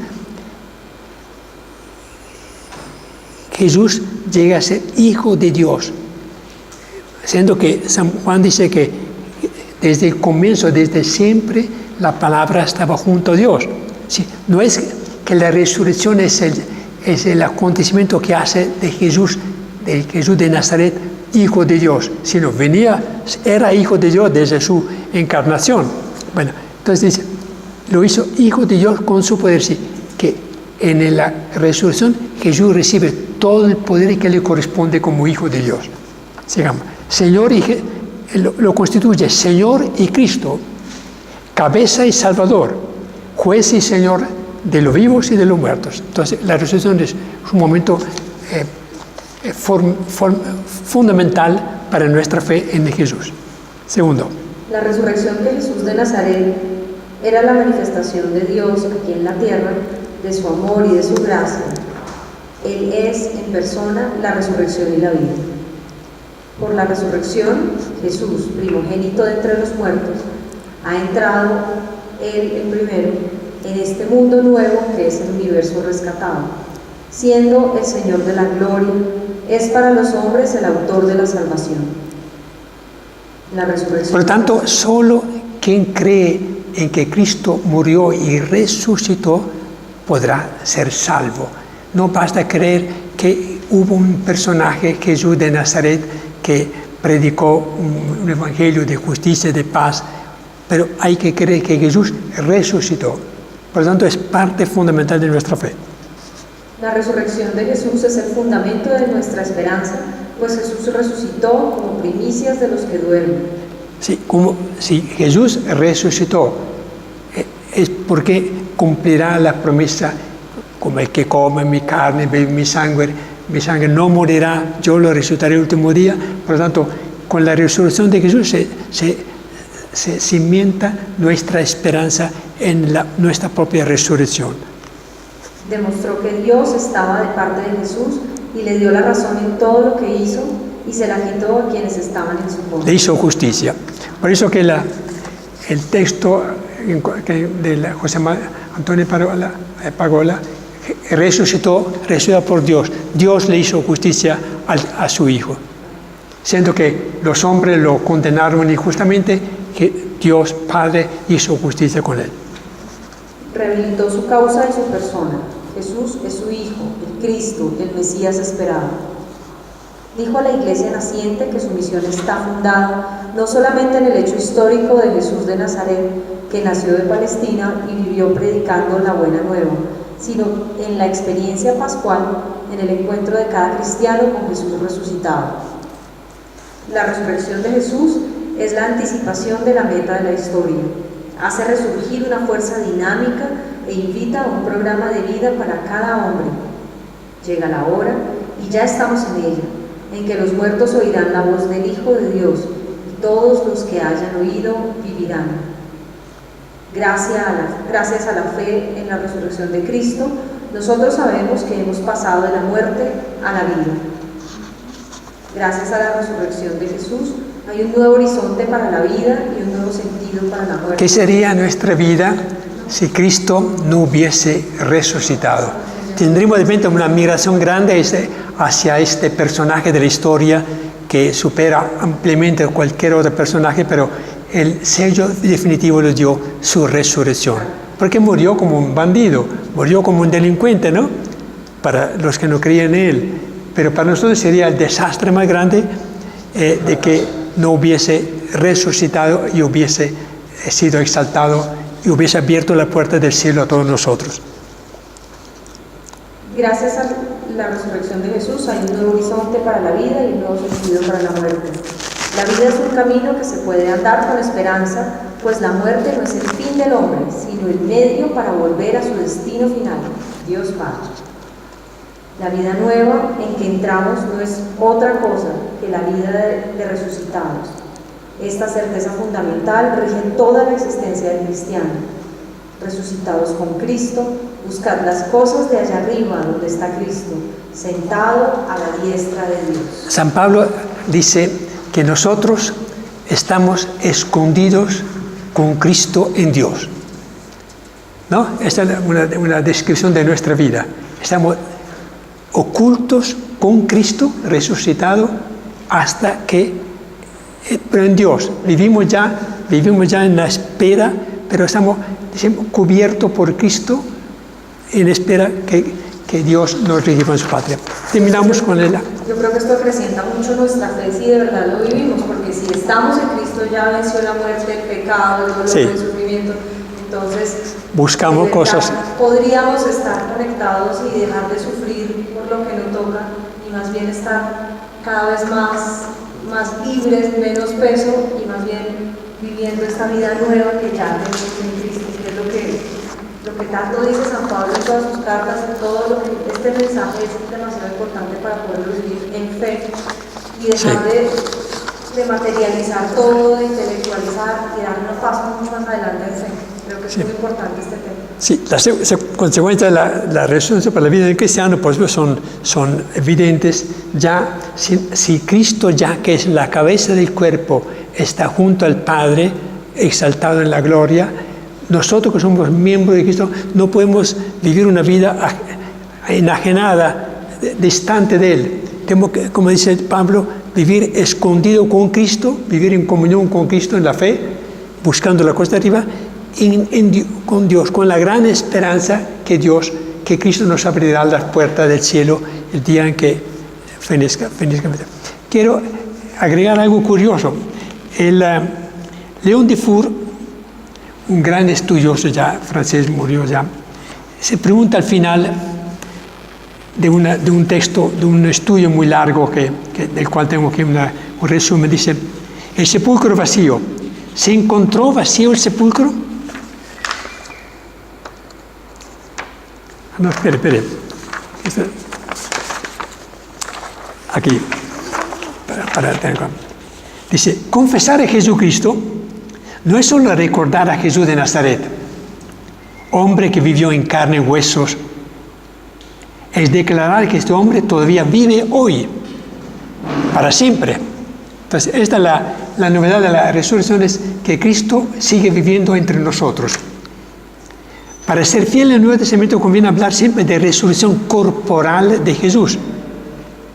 Significa declarar que el ser de Jesucristo no vive solo en la memoria de los hombres, sino que ha sido devuelto personalmente y por entero a la vida sin fin. El acto divino de la resurrección tiene como término el ser humano al que Dios transforma en su totalidad. Veremos la conclusión que saca.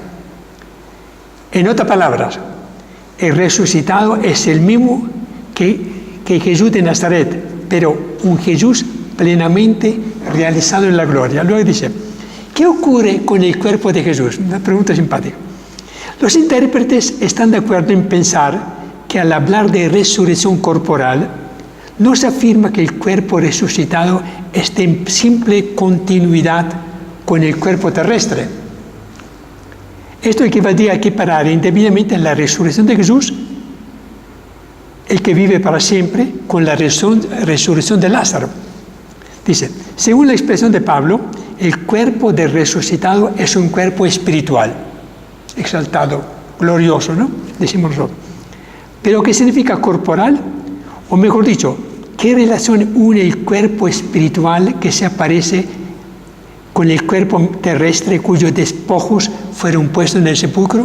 ¿Qué relación hay entre el cuerpo glorioso de Cristo y el cuerpo físico, corporal de Cristo que fue colocado en el sepulcro? Algunos llegan a hablar de reanimación de cadáver, pero desde todo punto de vista el término reanimación no tiene derecho a suplantar el de la resurrección. No es que con la resurrección Cristo tuvo que utilizar el mismo cuerpo que tenía antes que había recibido de María. Dice acá, una de las razones por las cuales no se puede hablar de reanimación es que esa forma de hablar responde a una antropología dualista, como lo tiene el griego, cuerpo y alma, ¿no? El cuerpo es la cárcel del alma, decía Platón, ¿no? Por lo tanto, la muerte es una liberación del alma que finalmente sale de la cárcel del cuerpo y emigra hacia bueno, dice, el cuerpo no es un elemento componente del ser humano, sino el lugar de mi expresión y de mi comunicación con los demás. ¿Qué es el cuerpo humano? Dice acá, la genética induce a pensar que en el universo circula un conjunto de elementos que son objeto de cambio incesantes. Por ejemplo, de los 60.000 millones de células que aproximadamente componen el organismo humano, unos 500 millones se renuevan cada día, ¿no? La noción de un cuerpo que estaría determinado por la propiedad absoluta de ciertos átomos se ha dispuesto a una noción del cuerpo como estructura. Sí, el cuerpo va cambiando permanentemente.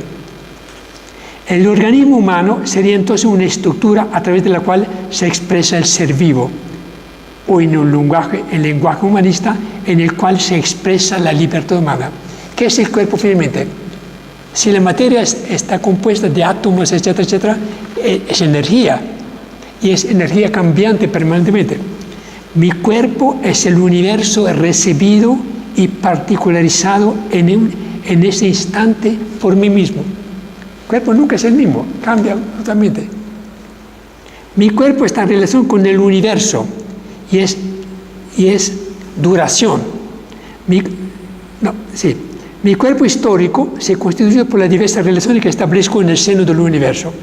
Por lo tanto, hablar de la resurrección corporal es afirmar que un ser que ha muerto es llamado a la vida sin fin. Pero ¿qué pasa con su cadáver? Es la pregunta con la cual iniciaba este teólogo. ¿Es todavía aquel que acaba de morir? Ciertamente que no, porque el cadáver retorna al universo indiferenciado de la materia. Desaparece. ¿Qué pasa con el cadáver del hombre que muere? El cuerpo histórico, incluyendo el cadáver, ya no tiene una relación especial con aquel que vivió, sino que retorna al universo de la materia. Se convierte en polvo, en ceniza, ¿no? El cuerpo, después de... El cadáver es el término definitivo de un proceso que empezó en el momento de la concepción. Es algo que en adelante ya no existe más que para los otros, ya no, y ya no para el que vivió con ese cuerpo. Es decir, el alma, decimos nosotros, ya no tiene nada que ver con ese cuerpo que se volvió ya materia, volvió al estado en que inició. La continuidad del ser humano que deja aquí su cuerpo con el ser que continúa su vida en otra dimensión está garantizada por Dios mismo, que ha hecho vivir, ha hecho revivir. Apliquémoslo ahora a Cristo, dice. Jesús fue enteramente de condición humana, tuvo un cuerpo humano como todos los demás, excepto en el pecado. Su cuerpo fue semejante al nuestro. Jesús, al resucitar, escapó totalmente a la muerte. Fue glorificado en su cuerpo histórico. También el cadáver de Jesús forma parte de su cuerpo histórico. Como tal, fue asumido por el Cristo glorioso. Sí, él dice que el cuerpo glorioso de Cristo asumió ese cuerpo humano, físico, que estaba en el sepulcro. La forma como lo recuperó escapa a nuestro entendimiento por razón del misterio. ¿Qué es el cuerpo de Cristo? Entonces dice, aquí vamos a ver el cuerpo como iglesia. Si creemos que Jesús de Nazaret es lo que él anunció, o sea, un hombre que tiene una relación única con Dios y que tiene una relación única con todos los hombres, su presencia tiene que extenderse tanto como se extiende el universo. El cuerpo de Cristo es un universo asumido y transfigurado por Él. Después de su resurrección, el cuerpo de Jesús, de carne y huesos, se transformó por completo en puro instrumento de acción para su persona, acción que ya nada, ni espacio, ni tiempo, ni materia pueden limitar. Al contrario, el universo está totalmente al servicio de su manifestación, como lo han demostrado sus apariciones a los discípulos. El cuerpo de Cristo puesto en el sepulcro no vuelve simplemente al universo al que pertenece, sino que fue asumido plenamente por Cristo vivo, que transforma el universo integrándole a Él. Entonces, el concepto de este teólogo muy connotado es que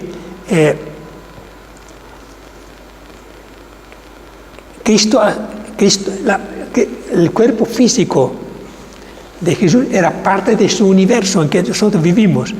Dice que Jesús asumió el cuerpo de Cristo, pero asumiendo el cuerpo de Cristo asumió todo el universo del cual forma parte, porque fue materia, evidentemente. ¿Qué es pues el cuerpo de Cristo? Termina.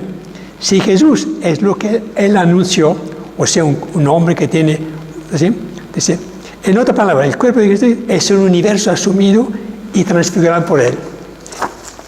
Termina en esto, pero es un concepto un poco avanzado que puede causar curiosidad, pero finalmente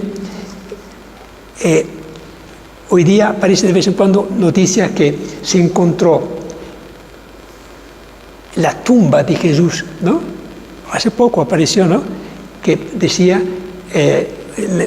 la leyenda del sepulcro que se lograron, que parecía que era Jesús, ¿no? El cuerpo de Jesús. Se continúa dando vuelta a la idea de que Jesús no resucitó, que el cuerpo de Jesús, resucitado o no resucitado, está ahí colocado en uno de los sepulcros que los estudiosos encuentran allá en sus excavaciones.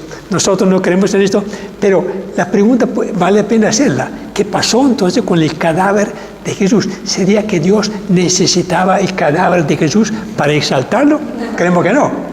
Es más fácil pensar si el sepulcro se fue encontrado vacío por las mujeres, por María Magdalena, por Pedro, indica que Dios asumió el cuerpo de Jesús físico, el cuerpo, y lo integró a este cuerpo nuevo que creó para Jesús, porque Jesús está presente ante el Padre con su humanidad y su divinidad.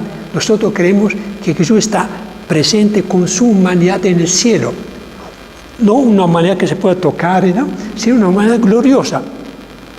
Por eso es que nosotros en la Eucaristía creemos que recibimos el cuerpo y la sangre de Cristo, no el Cristo terreno, físico, sino el Cristo glorioso. Entonces creemos que la humanidad gloriosa de Cristo está presente ante el Padre, ¿no? Y se nos da a nosotros en el sacramento de la Eucaristía, ¿no? Entonces, la respuesta a la pregunta ¿qué pasó con el cuerpo de Cristo? Encuentra de repente aquí una posible explicación, que Dios asumió este cuerpo, ¿no?, físico de Cristo y lo integró, lo creó en un cuerpo nuevo, una manera nueva, para que sirviera para nosotros como esperanza, que Cristo está presente ante el Padre físicamente, con su manera gloriosa y con su divinidad. Entonces, un cuerpo que tiene un alma humana, pues si no, no sería una persona, ¿no? La humanidad de Cristo es conformada por un cuerpo glorioso, por un alma, ¿no? Y revestido de su divinidad, que era la parte de su propia existencia. Pregunta que de repente parecen ociosas, pero no lo son si lo tomamos muy como una curiosidad libre. Ok, muy bien. Bueno, tenemos unos mes y medio, depende de descanso. Podemos reanudar nuestros encuentros el mes de agosto pasado, sí, más o menos. Nos quedaría unos cuantos temas que están en este documento, y lo que seguiría sería ya tomar los 4 evangelios, pero no estudiarlo enteramente, sino, por ejemplo, de Marcos tomaríamos los milagros de Jesús, que son lo más connotado de Lucas tomaríamos, por ejemplo, las parábolas, de Mateo tomaríamos el discurso de la montaña y otros temas, ¿no? De Juan hay mucho que retomar, entonces tuviéramos en otro documento que les entregaría parte de los 4 evangelios. Eso sería lo que va a seguir. ¿Sí? Muy bien.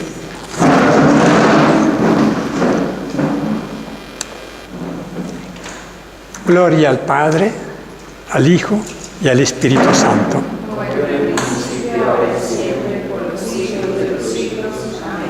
Padre, del Hijo y del Espíritu Santo. Amén.